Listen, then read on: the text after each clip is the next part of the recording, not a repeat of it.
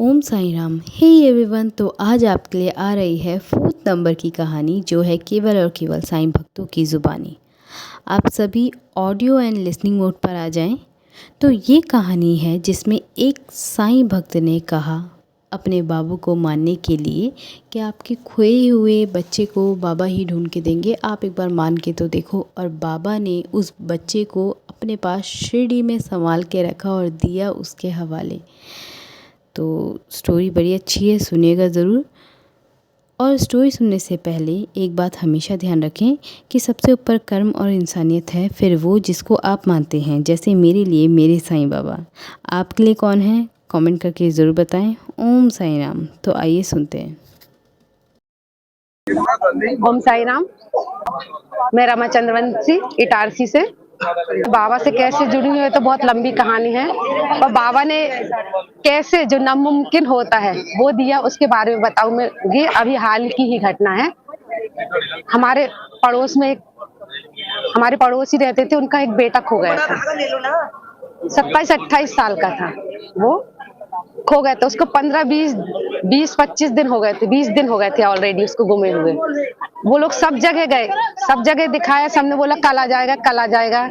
बहुत दूर दूर तक गए, पर बाबा के पास नहीं। मैं बाबा के भक्त होने के नाते उनसे कह नहीं सकती थी, किसी को जबरदस्ती फोर्स नहीं कर सकते कि आप इनको मानो। हमारे वहाँ आसपास में कोई ज्यादा मानता नहीं है, थोड़े से ऐसे है केवल में।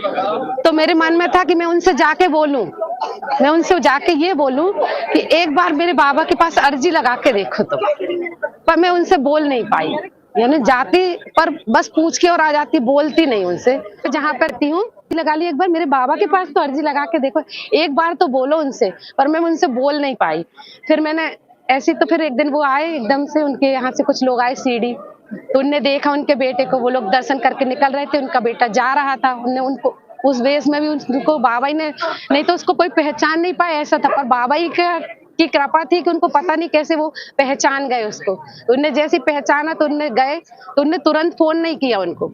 जब गए ट्रेन में बैठ गए, उसके 2-3 घंटे बाद उनने फोन किया उनको कि आज हमने विक्की को सीडी में देखा है। उनने वहां फोन किया, तो वो लोगों ने टिकट की, आप कौन सी ट्रेन से जाए? तो हमने बोला, हमने तो नहीं बोला, वो बोले हम लोग ट्रेन से सीडी जा रहे हैं। तो वो सुपारी लेने के लिए हमारी शॉप पे आए, तो बोले रमा एक बात बोलूं? मैंने बोली, बोले आज विक्की को ना उन लोगों ने, हमारे यहाँ से जो लोग गए हैं, उनने तुम्हारी सीडी में देखा। जब उनने ऐसा बोला तुम्हारी सीडी में देखा, तो पहले मेरे को ध्यान नहीं आया, पर जब उसने बोला और लेके चला गया बोलो सामान, तब मैंने बाबा के पास मिली। उन्होंने बोला तुम्हारी सीडी में देखा, तो मैं बाबा के पास गई। मैंने बोली बाबा उनने ऐसा क्यों बोला कि तुम्हारी सीडी में देखा? मैंने बोली बाबा अब तो ये ना मेरी इज्जत की नहीं, आपकी इज्जत की बात है, बाबा उसकी रक्षा करना। फिर मैं उनके पास गई, मैंने बोली आप ऐसा करो कि आप अपना नंबर हमको दे दो, तो हम यहाँ पे जिस होटल में रुकते हैं साई गेस्ट रूम में, मैं उनका नंबर देती हूँ, उन भैया से बात करती हूँ, वो उनको रोक के रखेंगे, मैं उनको फोटो भेजती हूँ। मैंने उनको फोटो भेजा उसका। तो किस्मत की बात है बाबा की, वो उस दिन सप्तरंगी का दर्शन करने जा रहे थे। वो मेरे से बोले दीदी मैं तो सप्तरंगी दर्शन करने आया हूँ, और मैं आधे रास्ते से भी ज्यादा आ चुका हूँ, मैं आपकी मदद भी नहीं कर सकता, वहां से फोन भी नहीं लगते हैं, तो आप हमारे वहां पे मतलब होटल में फोन कर लो। पोपट भाई है, उनका नंबर दिया उनको, उनका भी नंबर नहीं लगा मेरे को, उनका भी नंबर नहीं लगा।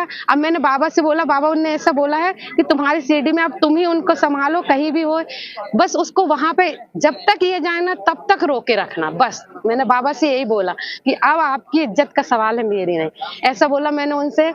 और फिर मैं चली गई, मैं बैठी रही, मैं उनसे हर बार में जाती। तो आप मानोगे नहीं, वो लोग जिस ट्रेन से जा रहे थे वो ट्रेन 2 घंटे लेट थी उससे, नहीं तो फिर वो जैसे तैसे मनमाड़ तक दूसरी ट्रेन से आए, वहां से आए तो उनको लगी लगाई टैक्सी मिल गई, वो बस मिल गई, टैक्सी छोड़ के उनने बस ली। तो बस से आई, तो बस यहाँ पे रुकती है, मंदिर के सामने उतार देती है कई लोगों को। पर उस दिन बस ना मंदिर के सामने भी नहीं रुकी, नहीं तो क्योंकि मैंने उनसे बोला था द्वारका माई में देखा तो वो मंदिर के सामने उतरते, मैंने बोला था आप वहां उतर जाना, वहां से द्वारका माई चले जाना 4 नंबर गेट से, परंतु नहीं। तो उन लोगों ने क्या किया, उस दिन बस यहाँ रुकी नहीं, सीधे कहाँ गए, बस स्टैंड।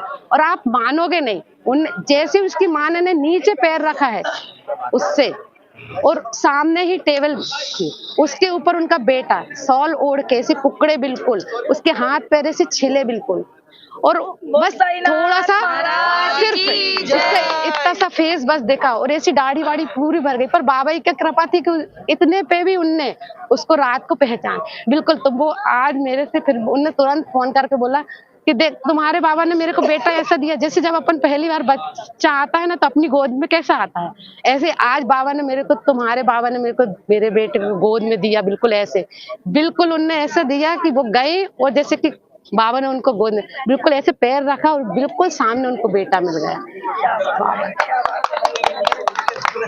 ओम साई राम। आप सभी को ये रियल स्टोरी कैसी लगी कमेंट करके ज़रूर बताएं, और बैक टू बैक अगर आप लोगों को कहानियाँ चाहिए तो चैनल सब्सक्राइब कर लें। मिलते हैं नेक्स्ट वीडियो में। ओम साई राम।